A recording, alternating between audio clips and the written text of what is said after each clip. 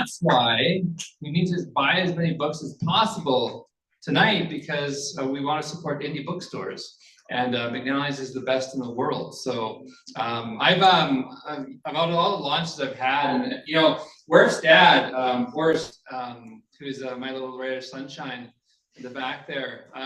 We were talking on text, I think yesterday, and we were counting. He was counting how many books I had published. So I think he's the only person in the world who has all my books, and he said it was 30.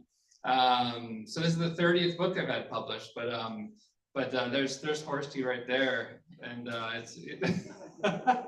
but this is you know, every single launch I've had, it's been at McNally's. So this has been like a second home to me for a long time. I love it here.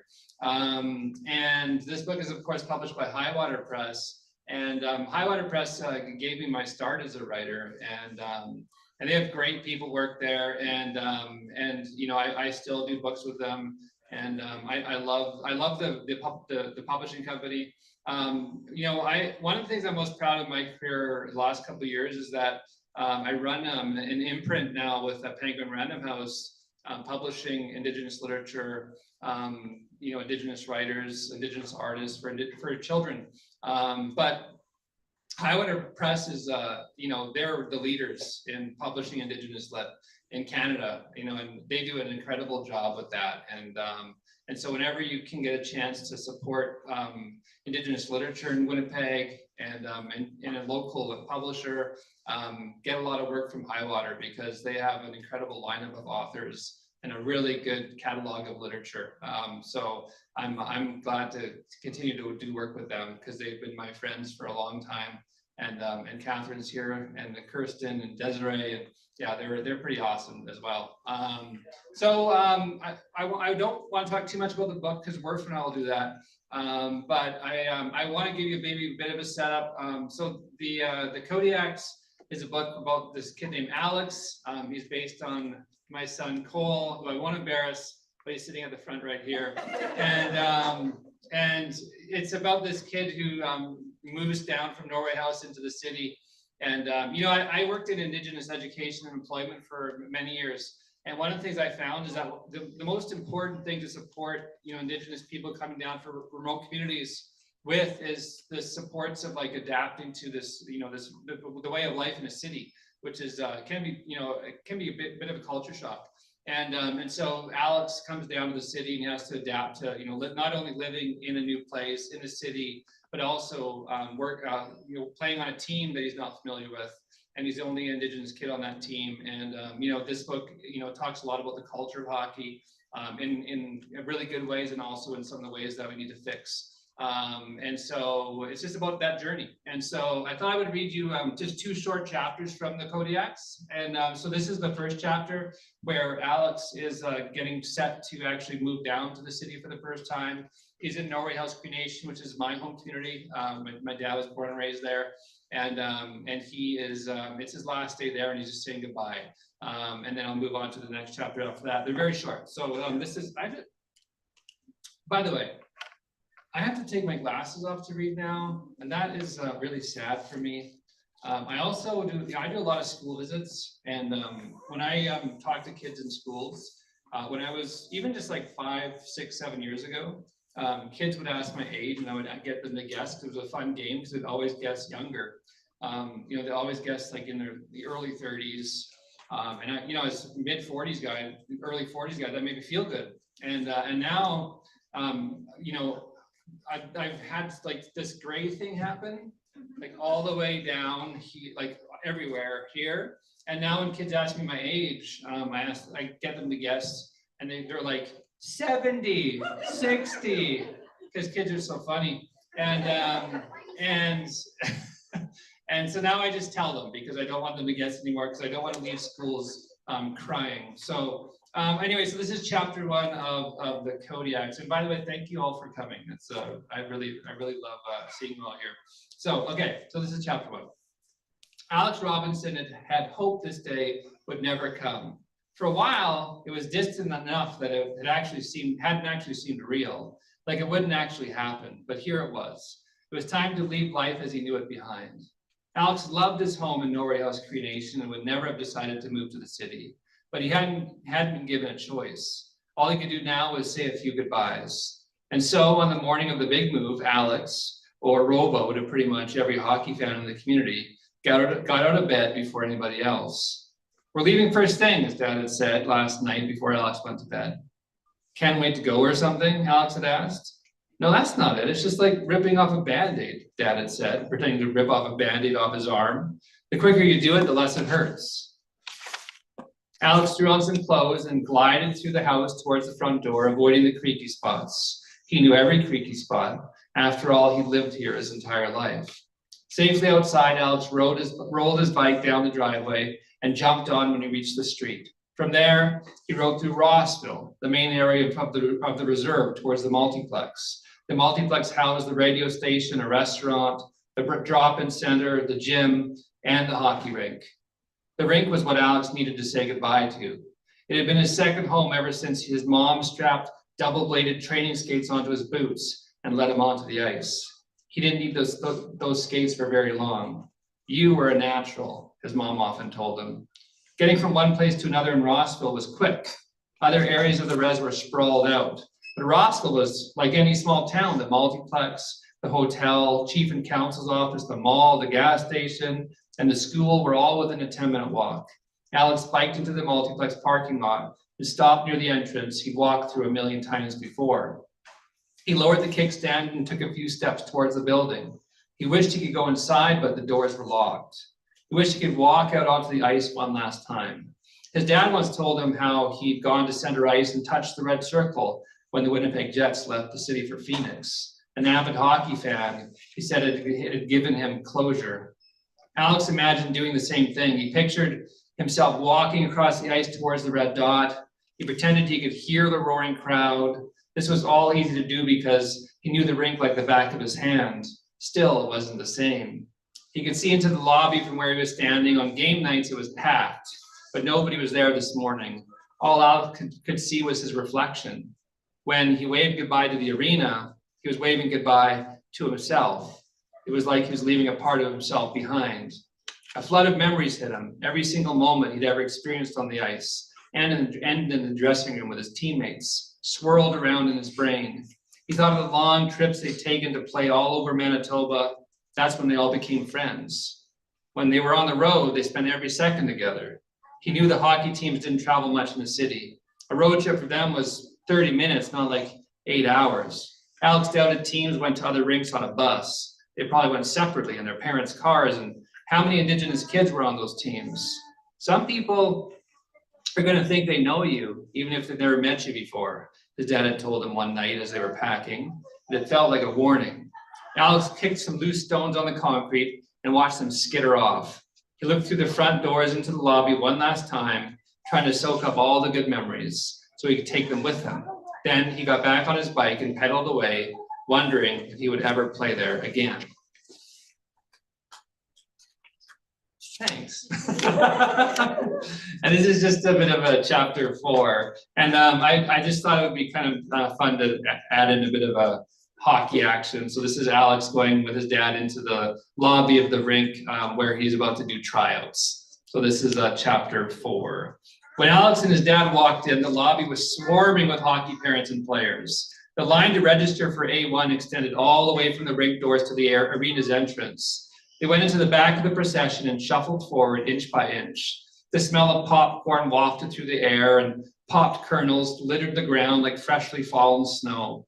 By the time they reached the registration table, it was 30 minutes until Alex's ice time. After registering, Alex followed his dad into the rink, where a different group was on the ice trying out. The crunch of steel against ice and the clap of sticks against pucks filled the arena. Parents were pressed up to the glass all along the boards watching, coffee cups in hand. There was a skate sharpening booth beside 2 vending machines, one machine for drinks and one for snacks. There was a donation bin full of used hockey equipment. It was all familiar to Alex. No matter how different one place was from another, hockey was the same everywhere.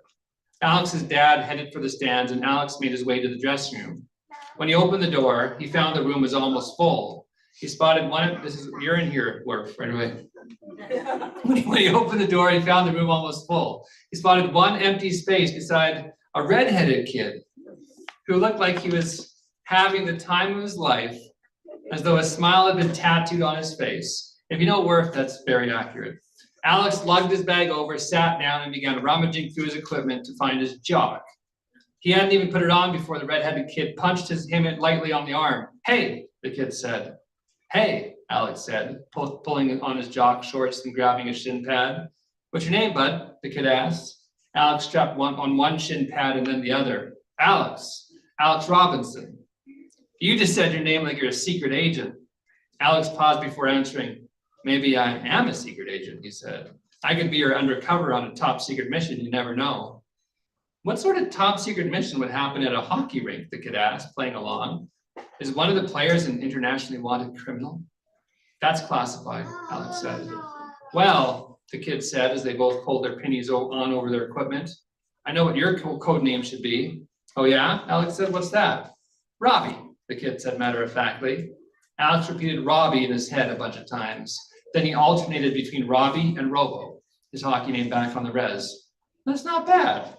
Alex shoved his feet into his skates. He tied them so tight that by the end of the tryout, he wouldn't be able to feel his toes. He noticed that the redheaded kid was doing up his skates super loose. "Why do you do it that way?" The kid shrugged. "My dad told me," I don't know if Horst would actually know this because Horst he's not a big athlete, but I had to, this fiction. So I made that part up. I'm just kidding, Horst. "My dad told me it would make my ankles stronger, but now I do it because I'm used to it." Alex put on his helmet and gloves. He picked up his stick and leaned against it if he needed it for support. He checked the time. The trial was starting in a few minutes. He could hear the Zamboni cleaning the ice. "What's your name?" Alex asked. "Aidan," the kid said. "Wuerfel, you can call me Wuerf." "Wuerf," Alex said. He liked the ring of it. It rhymed with nerf. He didn't mention that, however. He was sure Aidan had heard it countless times before. Have you heard that countless times before? Oh, I made that up. Okay, there you go. It's also fiction. That's what I've been called since I started playing hockey. I get called Wuerf more often than Aidan now. That's probably true though, that one. Alex looked down at his skates for a moment and pretended he was in the dressing room at Norway House Multiplex. It had the same black rubber flooring. "Back home, I got called Robo," Alex said. "Like, as in RoboCop? That's awesome," Wuerf said. He stuck out his glove for a fist bump, so Alex did too. "I guess," Alex said. "I actually never thought of that." Alex felt like he was making a friend. Well, a hockey friend. He thought of George back on the res. That was his best hockey friend. Being friends with somebody else felt a bit like betraying George. Alex thought of a conversation he'd had with his parents on the way to the city. "I want to play on a new team," he said out of nowhere. "I like the team I was on." "I know it's hard to leave friends behind, especially a friend like George," his dad had said. "But you'll make new friends, and eventually they'll feel like family to you." Was this new kid going to feel like family to Alex? Both of them had to make the team first. Alex thought he had a pretty good chance, but he had no idea if Aidan was decent. He could have been an ankle bender for all Alex knew, especially with those loose skates. But what did that matter? If Aidan was bad, it didn't make him any less friend-worthy. A man wearing skates, sweats, and a blue team jacket opened the door to the dressing room. Alex noticed a white logo on the jacket. He leaned forward and squinted, trying to see what it was, and finally concluded that it was the head of a bear. "You boys ready?" the man asked. Alex figured he was the coach. All the boys responded enthusiastically, except for Alex, who returned his gaze to his skates and the rubber floor underneath his blades. "We're on," the man said. He left the room just like that. Before the door closed, Alex saw the team name on the back of his jackets, Kodiaks.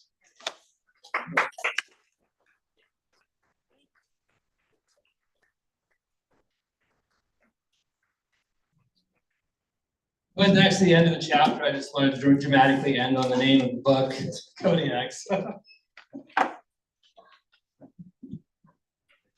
We're good to go. Yeah. So what made you write a book about our 10A1 hockey team?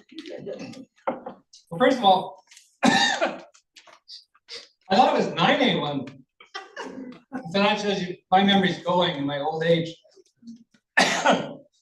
So there's a story that when they were 10A1, Cole and Aidan and a bunch of Cole's friends and Aidan's friends, they were they were entering the playoffs, and they were a pretty good team. Like, you know, the coach of the team, Wes Rummel, he worked them pretty hard. I think they were known as like a really hardworking team. Like they were tough to play against. And they went into the playoffs, like, you know, I think one of the favorite teams, I would say, and they choked and they lost the first game of the playoffs, and so it's a double knockout, and so they were like done if they lost again, and you have to be relegated to the B side if you lose a game, and then if you lose there, you're done. So they had to, like, I think they had to win like 7 or 8 games in a row to make it back to the city championship. So it was a long road back. And these guys, like, it was the most fun I've had watching hockey almost my entire life until these guys won the championship a couple years in a row. That was pretty fun. I remember just like watching every game, and I swear every game, like, they won by like 1 goal or they won in overtime. It was this crazy, super exciting run, and eventually made it to the city championship. And when it was over, I just thought, like, that would make a pretty cool story. You know, this, like, it's kind of like Disney-ish, but it's like this. It was really exciting, and I'd become just like, I was a fledgling hockey parent, and I just loved the game so much. I was really rediscovering my love for hockey, and I just thought, like, I think I could probably write a hockey book, but I just decided that, like, I couldn't think of the angle for me to write it, because when I write a book, I try to figure out what's educational in the story, and I just couldn't get it, like, for the Kodiaks at that time. So I just said I was going to write it one day, and I didn't ever write it until several years later. And Wuerfel, you know, asked me, like, almost every year since then if I was going to write it yet, if I'd written it yet, or if it started yet. And then finally, I think a year and a half ago or so, I told him I was actually writing it, and he was pretty pumped. But yeah, that's the original inspiration, was just like this playoff run. And then I had to, like, kind of figure out how to build everything around it and make a like meaningful story out of it. So seeing that it is fiction, how did you kind of merge the fictional events to the realistic aspects of the story? Yeah, I think that's like that's a great question, Wuerfel. Thank you. Yeah. Great guy wrote it.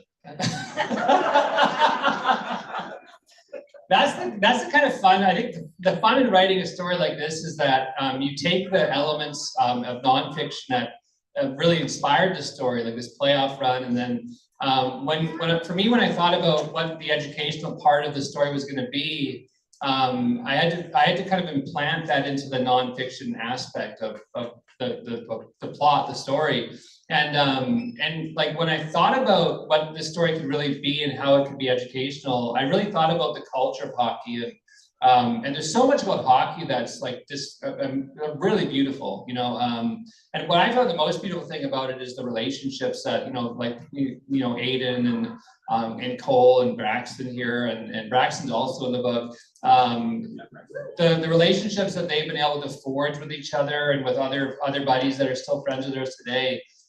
That's some really amazing things about hockey. The game itself is this amazing game, and but at the same time, you know, there's things about the culture of hockey that need to be changed, and so I thought that, you know, stories for me are such an incredibly powerful way to inspire change, and that's why, you know, I write so much for children, because I want children to be equipped to be change makers, and I feel like stories that they read help them to, you know, prepare them to do that, and it builds a knowledge base that gives them a better idea of what kind of actions they can take to create meaningful change. And I think in this case it's no different. And and so this book, I decided I was going to focus on you know, some of the aspects of hockey that are really intolerant sometimes to, like, people of color and the LGBT community, and I wanted people to talk about that. And, you know, with kids, you can really bring up some really meaningful things with kids and have really important conversations. And, you know, kids they get it, and so that, like, weaving that message into this playoff run story was just a way for me to, you know, bring that message forward. And just figuring out how to patch it all together was just, you know, creating a circumstance where that could happen. And that's when I kind of just brought Alex to the community and brought him home from there to Winnipeg. And then made it kind of this, like, fish out of water story where this kid had to figure out how to, function and survive and like this, and thrive in this like new environment. And a lot of kids have to do that. And so it's kind of like, that was the kind of the juggling act and the tightrope walking that they had to do to make the story work. And to make it not too preachy too, and just to let the story happen and then have the message come through the storytelling. So sometimes in movies, some of the sports scenes aren't very realistic. How did you kind of find the balance for the book? It's funny. I don't know if anybody's seen this clip of this Disney basketball movie. Have you seen this? There's a clip of this Disney basketball movie recently. It's like, to your point. I've seen it a million times because it's so funny. And this basketball player has this ball, and there's like 5 seconds left in the game, and then the time doesn't slow down, but she just stands over the ball for like 15 seconds, and then she's like moving her feet just like this. And then and doesn't do anything, and then eventually just like does this and throws it across the court, and it takes like literally a minute or so to run out, and it's supposed to be 5 seconds left. And I just thought, this is like the most ridiculous scene in sports I've seen. But it's often true where you see a sports movie or you read a sports book, and the hockey in this case, it just doesn't ring true. Like it just, and I think that when you're a writer, one of the main things you have to do as a writer is to pull the reader in and to engage the reader. And when you put a scene in the book, or put a circumstance in the book which brings the reader out of the story, you run the risk of losing them. And so writing a realistic hockey scenes in the book, like writing the hockey moments, were really important for me to get right and authentic, because people who read the book, and I think probably many of the people who read the book are going to be hockey players, are going to know hockey very well. And so there was a bit of pressure there to make sure that I did that properly. And I just tried to make it like, as though I was sitting there watching it. And then I kind of just wrote what I saw as I was like in my head watching these scenes play out. And I just tried to make them, I think like really visceral, and try to just engage the senses. So that's why I read that section there. I was talking about like the churning of ice with the blades, and the sound of hockey in a rink, which is like this great sound of like this echoey kind of sound with like slapping sticks and wood, and the crunching ice and all this. So you engage the senses is a way to do that, but making it like really fast paced and believable, and using the right terminology without like alienating people that don't know the terminology. And I just tried to make a book that had exciting scenes that kind of broke up, the action that happened outside of the rink. This might be a little bit of a spoiler alert, but the book does read kind of like an underdog story. So why couldn't you just let us win? That is a spoiler alert. But I think like sometimes with stories like this, the winning happens in other ways. I think, with hockey, I see it all the time. Really every season, only one team can win. So if you look at like the NHL, there's like 32 teams now or something, only one team can win. And so the question is then, is the other 31 teams, like, is it a failure for them if they don't? There's actually a great quote from a basketball player from a couple of years ago where they had a really great regular season, they lost in the playoffs, and he was asked if he view the season as a failure. And he kind of talked about the same thing. I think it was Giannis or something. Was it Giannis or whatever? Like, yes. Yeah. And so he was talking about how like, it's not a failure if you don't win the championship. It's all like this growth process. It's this journey you go on. And, like I saw that in Cole's hockey career, growing up, and as well yours, because you played so much with Cole, is that every single year, there's so much joy I found in hockey. I know there's so much joy you guys found in hockey. And at the end of the year, even if you lost, there's so much like you got out of it. And I think that's a win. So I think that sometimes with hockey, whether you win the championship or not, there's still a lot of victories. And I wanted to I wanted to write a story that celebrated those, I think, more personal, internal victories, or like, community victories, rather than just like being able to like, hold up a trophy. And that's kind of was the thought behind the growth of what that happens in this book is like, let's look at, the real, I think the real more meaningful, lasting ways that someone can win when they play a sport that is so meaningful. I was trying to get at that with the story. Oh, it was nice to win a championship. So what made you decide to write about how Alex encounters a lot of the racism, the racist attitudes in the book?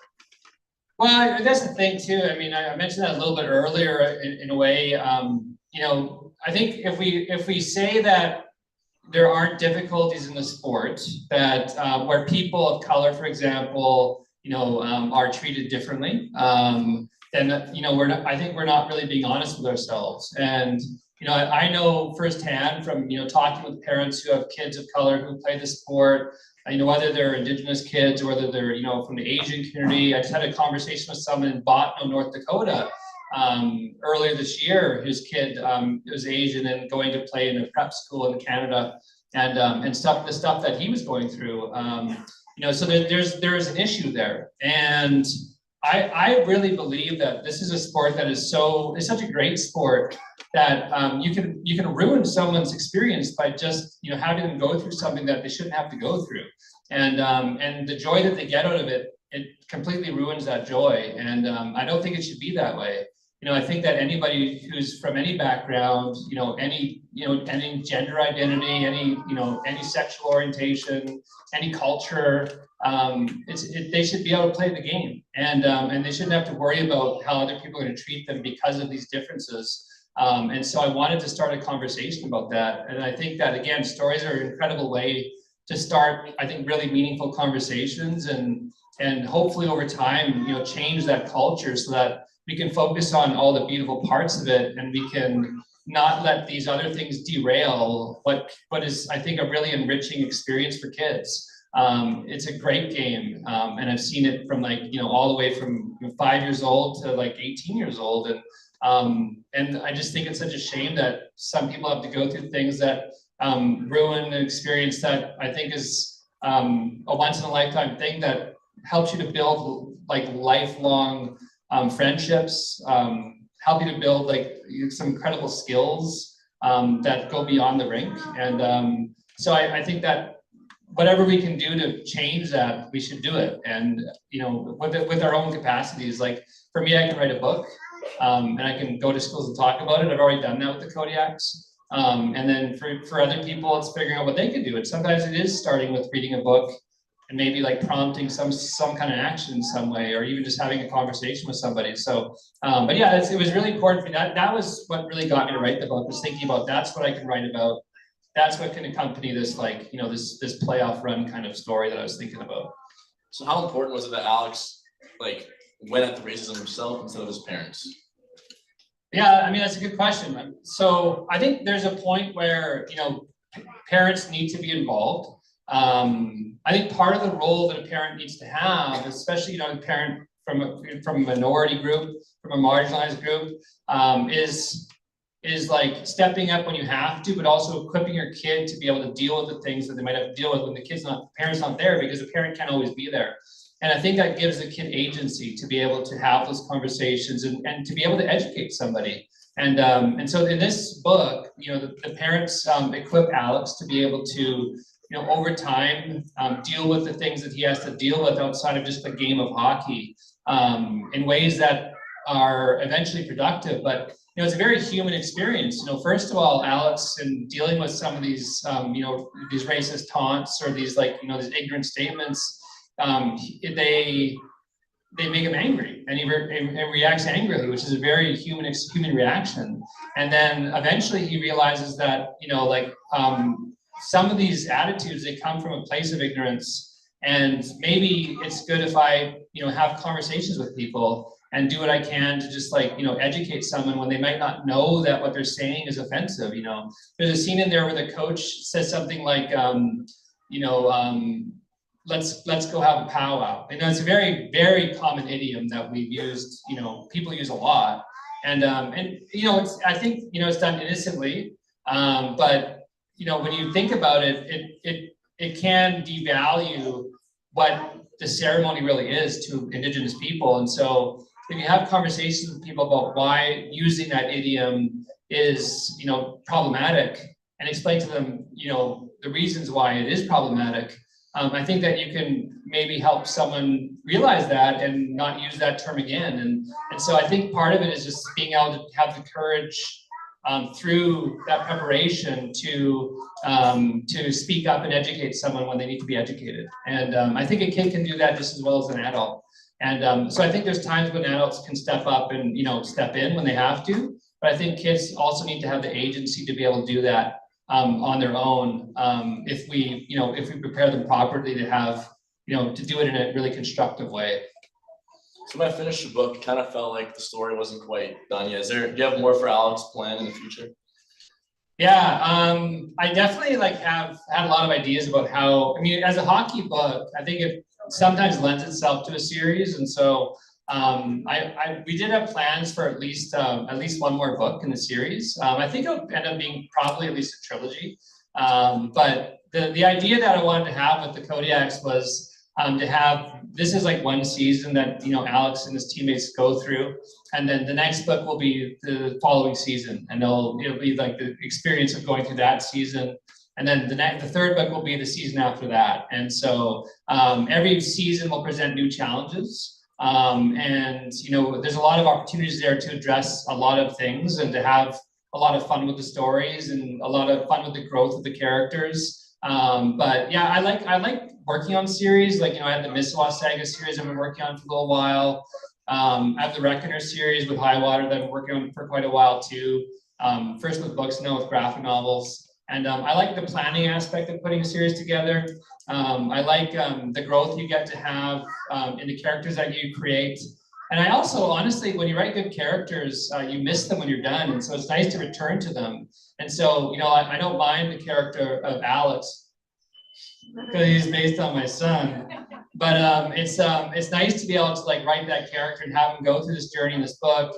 But then, to return to him and see how he's doing next year, and to think of ways that he can continue to grow on his own, but also continue to contribute to his team as a player on the team. So yeah, I think there's a lot of stories that are left for Alex and Wuerf and Braxton and the teammates on the Kodiaks. And so next book I think is going to deal a lot with the adversity of having to go through some of the politics of hockey, which I know is another thing. And so it's centering a season's experience around, let's talk about some of the politics we see in hockey, and let's acknowledge it's there, and then let's have conversations about it. And again, I think the politics of hockey can sometimes sap a little bit of the joy out of it as well. So I think, again, it's good to have those conversations, to acknowledge it, and then think about ways that we can improve it. This is my last question here. In the book, Alex has a girlfriend, and I've known Cole for about 14 years, and there's never been a girlfriend at 10 years old mentioned. Just wondering if there's any truth to that, or why there's a girlfriend. No. This is one of the fictional aspects of the Kodiaks.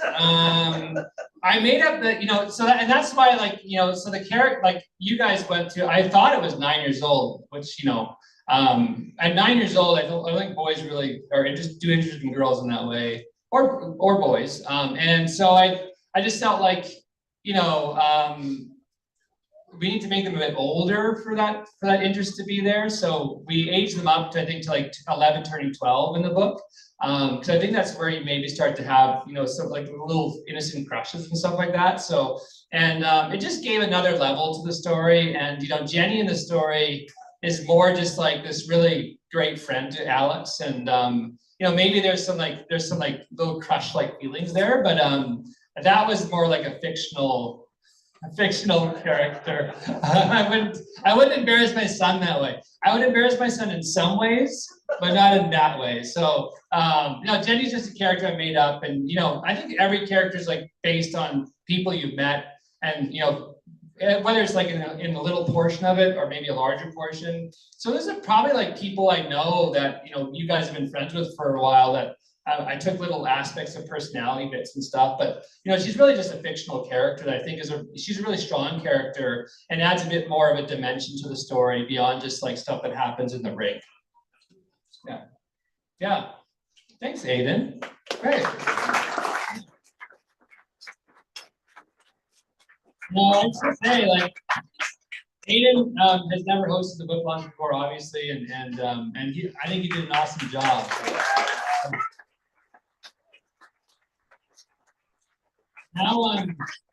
Now we can take questions from the audience. So if anybody has any questions that they want to ask, and it doesn't have to be about the Kodiaks. It's great if it is, but if you want to ask anything about anything I've done, or if you want to ask Aidan a question too, you can totally ask Aidan a question as well. I'd love to see what you have to ask, what you're wondering about. Romel. You said you might embarrass Cole, but how? In what ways? I don't want my son to be mad at me after tonight, so I actually do not want to embarrass Cole, to be honest. He's like, you know, I'm very proud of my son. I won't get emotional, but like, you know, he's like one of the great joys of my life. And there's many joys of being a parent, obviously, but one of the great joys of my life is has been watching Cole play hockey. And you know, he played hockey in Texas this year, and we were super proud of him. You know, him and Wuerf, you know, they won the provincial championships together the last couple of years, and that was super amazingly proud of them. I'm just proud of him. I'm proud of, you know, Aidan, you know, I have two sons. If I could pick another one, you know, it would be Braxton and Aidan. They're like so special to me, these guys. And so, yeah, I'm just like really proud of these kids. So I would embarrass them, but not in that way, you know, so, and not publicly. So I want Cole to speak to me this week, so I wouldn't do that. Oh, Rankin, okay. By the way, this is my son, and these are all my son's teammates there. Also, I won't roast. Do you like Ramel? Yeah. Do I like Ramel? Of course. So when did you think that writing would be your passion in life? Rankin, that's a great question. So I was, I mean, I was a young kid, you know, I probably told the story a million times, but like I was 8 years old when I decided I wanted to be a writer. I had a very clear idea that I wanted to be a writer. It happens to, you know, people at different ages, you know, people decide what they want to do. That you have that kind of lightning strike moment where you just realize this is what I want to do for my life. And I had this great teacher in grade 3. Her name was Miss Ratuski. And she one day just had us write poetry as a class. And so I for some reason went into the coat closet at the back of the classroom and started writing poetry in the dark in the closet. I just fell in love with it. And I remember like bringing all my poems up to my teacher, Miss Ratuski, and she typed them out for me and printed them and made them into a book. This poetry book, you know, she gave it to me, and it was called The Bestest Poems I've Ever Saw. The grammar was really bad, obviously. And I just brought it home to my mom, and I just told my mom that I wanted to be a writer one day. And I think the exact words I told my mom were that I want to be a world famous writer. I told my mom. I'm not that, I haven't gotten there, but it was always a dream of mine since I was 8, and I get to live that dream now. Like it's been this amazing experience over the last 15 years doing this. And yeah, but that was when I first started thinking about Rankin. Was I was just a bit younger than you are now. I wanted to be a writer, and I always tell kids, like, I do a lot of school visits. I do probably 200 or 300 school visits a year. And I tell kids that you have to do the things that you're passionate for. You know, life's too short not to do that. So I always had this passion for writing, and I just felt like I always needed to do that. It's almost like breathing for me. And so I love writing. I'll always write, and I've wanted to do it since I was 8. And it's just like, you know, it's a lot of lucky things that have come together for me to be able to do it for my life now. But yeah, that's what it started out, was 39 years ago. Okay, we have another question. Did you have a question? Charlie. Why did you want to make a hockey book? Well, you know, I mean, my kids have played different sports over my lifetime. Like my daughter Anna's a dancer. Lauren's played ringette in hockey. Cole's a hockey player. James is a hockey player. You know, my daughter Emily was a swimmer. and I've loved all of it. I felt like it was inevitable for me to write at some point a sports book, and because I've probably just been a hockey dad longer than anything else, and I'm also like a big hockey fan. It just made sense for me to write a hockey book. And again, like I just felt like, if I could think of the angle, because I have a lot of books come out, and my prerequisites for writing a book are that, first of all, I have to think of a good idea that would work as a plot. But then my other thing is I have to think about what's the teachable moment in the story. How could it be used in classrooms? Because when my first book was published in 2009, I only cared if it was used in classrooms. I didn't care if it did well outside of classrooms. And I still feel that way. I'm lucky enough that they do well outside of classrooms and schools, but the fact that my books are mostly used, almost all of them are used in schools, is really meaningful for me. And the Kodiaks has already been, ordered and used in classes. And so I love to see that happen. But yeah, I really just wrote it because I love hockey, and I just thought there was a really good opportunity to have something meaningful in that story that, could maybe enrich, something in our community, and the way that we really are this big, hockey loving city, and so and hockey loving country. So I think there's conversations that are available to us to have once we are prompted in the right way. And so this book hopefully does that prompting. Oh, what a surprise! So we're Sawyer. You can go first. Sawyer, you go first. Why'd you call them the Kodiaks? Because at one point, Cole and Aidan, I think at some point, Braxton, you played for the Kodiaks too? Yeah, so at some point they all played for the Kodiaks. So, it just was like, I thought it was a good name, and I love bears. So, I have I'm wearing a bear hat. I have like bear tattoos. I just love bears. They're like my favorite animal. My dad used to say the bear is like a relative to our family. And so Kodiaks just made sense for me to use that as a name. The next book will be a different name. So I think the next book's probably going to be called The Hawks. But it's all part of the Breakout Chronicles, which is the series name. But yeah, just like the Kodiaks was a team that they've all played for at one point in time. And so it just, I thought it was a cool title. So that's what it became, was the Kodiaks. Oh, over here. A non-kid question? Non-James And also friends? a non-hockey family. So my question is, how will you grasp the non-hockey family to read these books?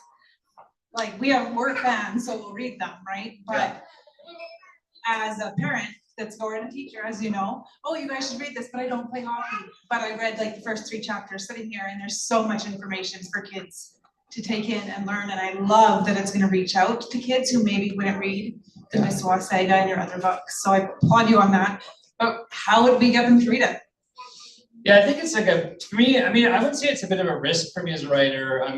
One of the things I've been able to do in my career is tackle different forms of literature and different genres. And I've worked really hard to try to do that as well as I can.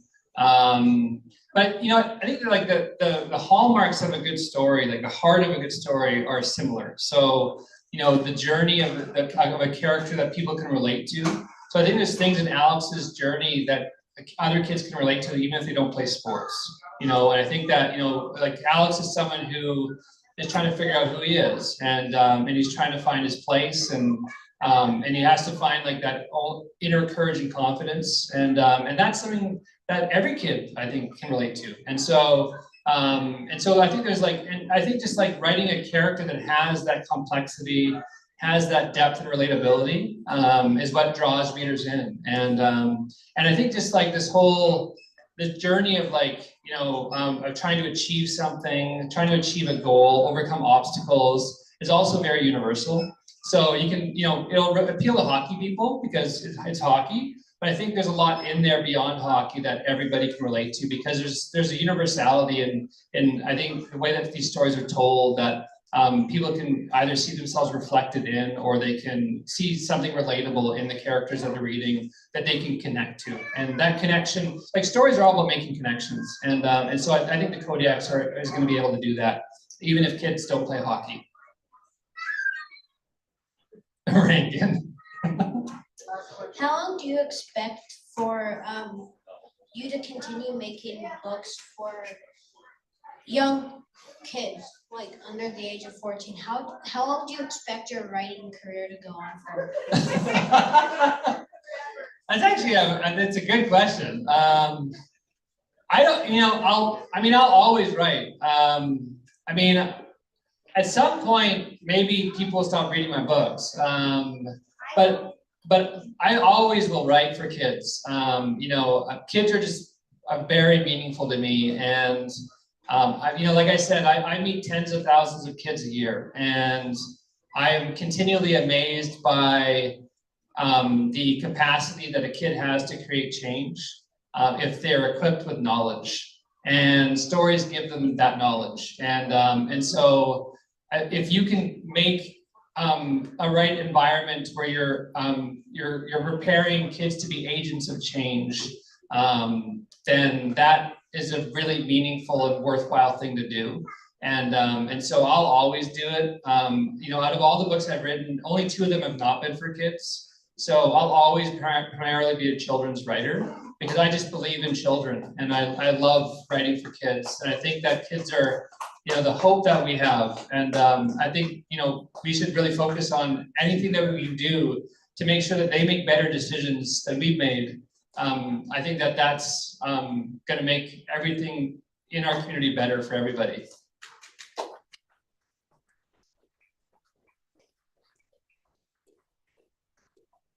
What do you do when you get a writing block? I mean, that's the universal question, right? I still get it. I think part of it is being able to set yourself, like daily goals, to make a habit out of your writing. So that, like for me, if I'm working on a book, I'll work usually about 1,500 words a day. I'll write, and there's days, appropriately using sports analogies. There's days when you have it and there's days when you don't have it, and so the days when you don't have it, you still got to play, so I still write. And what you have to realize is that whatever you write, you can always fix, because the editing process is the most important part of the writing. Any first draft that any writer has ever done is never ready for publication. Whether you're Dave Robertson or whether you're Miriam Taves, it's all done through hard work in the editing, and so you have to know that as long as I get words down, any words down, if I get them on the paper, I can always fix it. But if I can't fix them if they're not there, and so I just try to keep that in mind. And I try to create spaces that are creative, for me. So, and I write like on planes, in hotels, on the dining room table, like sometimes at my desk, but I create the creative spaces. So for me, it's like music. It's like things that are inspiring for me in my space. So whether it's like, a picture of my dad, or whether it's like a comic book, or whether it's, I have medicines in my shelving. I have like my dad's old walking stick. I have a bunch of stuff there. I have pictures of my kids. I have a bunch of stuff there to keep me inspired. And so that's kind of what helps me get over writer's block, because everybody has it. I think you just have to, through experience, figure out the ways that you can get through it. But the most important thing is to not let it stop you from putting words down, because then you get in a habit where all of a sudden it's been a week and you haven't written anything. Then it's easier to do it for another week. Then it's easier to do it for another week. Then all of a sudden you're not writing at all. So just get something down, and then you can work with it after. Okay, I think we have time for just one more. I think your hand was up first. So let's end on this question. Make it a good one. No pressure, Romel.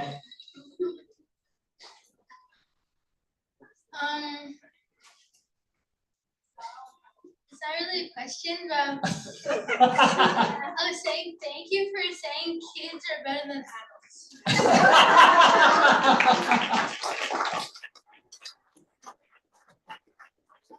That was perfect, actually. That was really good. That's a good one, yeah. Okay, I think that tops off the Q&A for tonight. Thank you so much to David. Thank you so much to Aidan. Okay, if it doesn't work out in hockey, like interviewing maybe, it's like maybe a good way to go. And don't get me started on this crew over here. I want each and every one of you at every book launch from now on with your hard-hitting questions for our authors. Okay, keep on coming. Thank you so much to HighWater Press for helping us put together this evening. Thanks again to David, to Aidan, and we'll have a book signing that'll occur right here. So feel free to pick up a book, get it signed. Please remember to pay for it on your way out. There's more copies at the cash desk as well. So thank you for coming tonight. Thank you, everybody. Thanks, Aidan.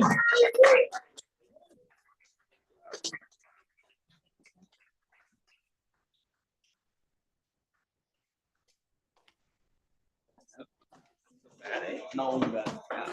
Could have been worse. It was really bad. That was awful. Worst one I did too. I just had to ask that question. Where's my glasses? She's asked.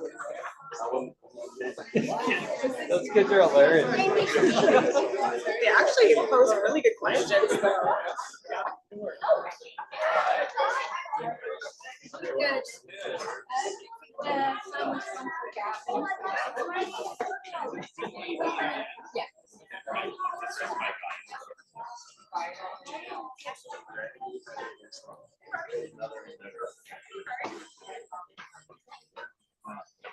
Good.